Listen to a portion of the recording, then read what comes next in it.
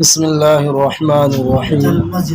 فاطمہ بنت محمد بن عبداللہ، جن کا معروف نام فاطمۃ الزہرا ہے، حضرت محمد بن عبداللہ اور خدیجہ بنت خولید کی بیٹی تھی۔ تمام مسلمانوں کے نزدیک آپ ایک برگزیدہ ہستی ہیں۔ آپ کی ولادت 20 جمادی الثانی بروز جمعہ بعثت کے 5ویں سال میں مکہ میں ہوئی۔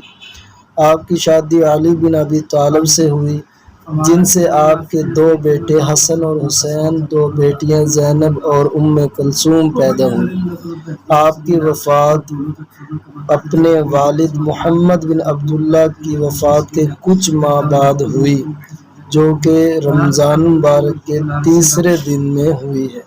آپ کے بہت سارے مشہور نام ہیں: عفیفہ، فاطمۃ